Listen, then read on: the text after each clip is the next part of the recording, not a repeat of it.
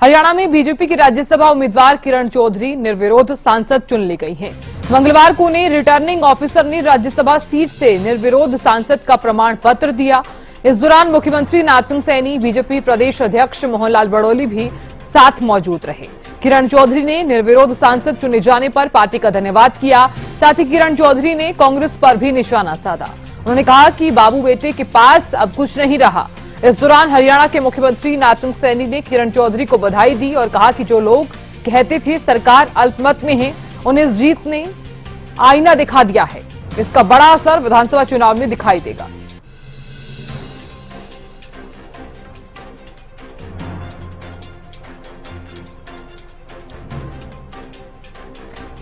देखिए, निर्विरोध राज्यसभा सांसद चुनी गई हैं किरण चौधरी, और इस दौरान किरण चौधरी ने सभी का धन्यवाद किया। इस दौरान कांग्रेस पर भी जमकर निशाना साधते हुए किरण चौधरी नजर आई। सीएम नापसिंह सैनी ने भी किरण चौधरी को बधाई दी।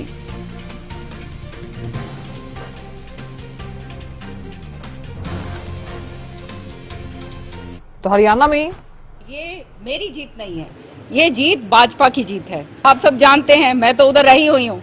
हमेशा मैंने देखा है नौटंकीबाजी करते हैं, नौटंकियों के अलावा इनके पास और कुछ नहीं है।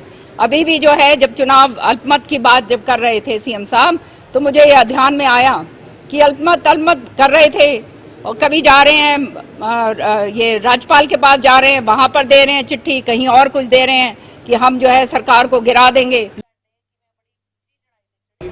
मैं राज्यसभा के लिए एक तरफा जीत किरण चौधरी जी को मिली है। मैं इसके लिए किरण चौधरी जी को बहुत बहुत बधाई और शुभकामनाएं देता हूं। जिस प्रकार का कांग्रेस लगातार ये दुष्प्रचार कर रहे थे कि सरकार अल्पमत में है, एक बार नहीं कहा। मैं लगातार ये बात बोल रहा था कि मैंने पूरे विपक्ष के सामने 13 मार्च को विधानसभा में विश्वास मत हासिल किया है। परंतु इस प्रकार का दुष्प्रचार करना, इस प्रकार से झूठ बोलना विपक्ष के द्वारा, आज वो पूरा का पूरा शीशा विपक्ष को दिखाई दे रहा है।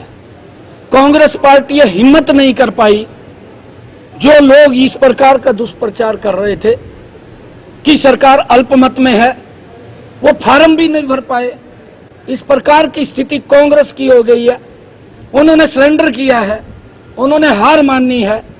हार मान करके उनकी हिम्मत नहीं हुई कि वो राज्यसभा के अंदर किसी को खड़ा कर दे, क्योंकि उनको मालूम था कि भारतीय जनता पार्टी के पास पूरा गणित है। और मैं पूरे विश्वास के साथ ये बात कह रहा हूं कि कांग्रेस विधानसभा के चुनाव के अंदर भी कहीं दिखाई नहीं देगी। भारतीय जनता पार्टी तीसरी बार बहुत बड़े मैंडेट के साथ सरकार बना रही है, क्योंकि कांग्रेस का जो झूठ है वो लोगों के सामने आ जाता है। क्योंकि ये झूठ अब चलने वाला नहीं है। जो जब से मैं ये बात बोल रहा हूं कि ना हम इनके झूठ को चलने देंगे, ना बिकने देंगे। राज्यसभा में किरण 20 अगस्त को बीजेपी ने किरण चौधरी को उम्मीदवार बनवाया और 21 अगस्त को किरण चौधरी ने नामांकन दाखिल किया।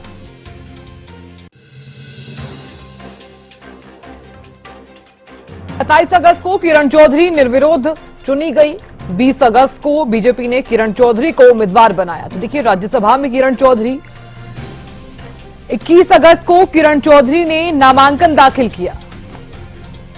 27 अगस्त को किरण चौधरी निर्विरोध सांसद चुनी गई। 20 अगस्त को बीजेपी ने किरण चौधरी को उम्मीदवार बनाया।